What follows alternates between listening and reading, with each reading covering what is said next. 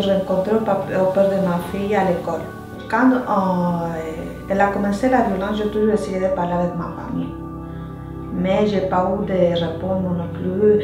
Il y avait beaucoup de jugements parce que c'était le père de ma fille. Mais qu'est-ce que tu vas faire? C'est pas correct. La relation s'est commencée à détériorer. Il n'y avait plus de violence. Au début, c'était juste la violence psychologique, économique, mais après, ça a commencé la violence corporelle, on dirait.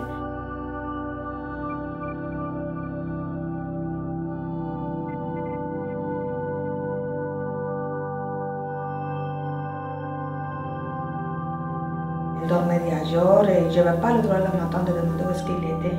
Quand j'ai demandé ça, elle m'a donné, elle m'a frappé.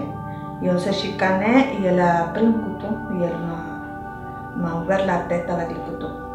Encore, je retournais avec lui et toujours c'est pardonne-moi, des fleurs, des carnets, des cadeaux et après encore. Je savais que je devais chercher de l'aide, mais je n'ai pas trouvé au Mexique. Mais ici encore, elle a continué. On a resté 3 mois ensemble et ça continue encore. J'ai déménagé de son appartement. Malgré qu'on était séparés, je lui donnais de l'argent à lui.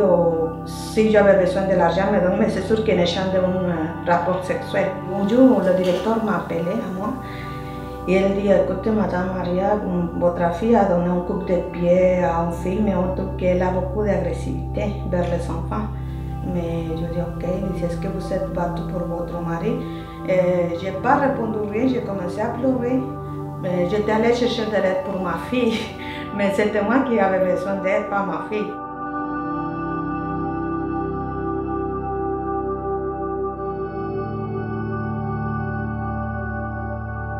Il ne faut pas avoir de peur, il faut chercher de l'aide. Surtout s'approcher aux organismes, parler avec les gens, c'est ça. Je me sens vivre. Aujourd'hui, j'ai la joie de voir que ma fille grandisse, qu'elle commence à savoir c'est quoi la violence, qu'on ne doit pas accepter ça et qu'elle est fière de moi aussi. Je veux vivre pour ma fille et profiter de la vie. Je pense toujours à elle. C'est pour ça aussi que j'ai eu le courage.